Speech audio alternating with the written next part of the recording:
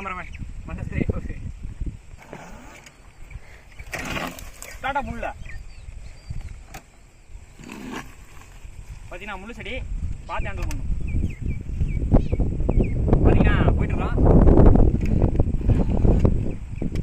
அவ்வளோதான் கோமாஸு.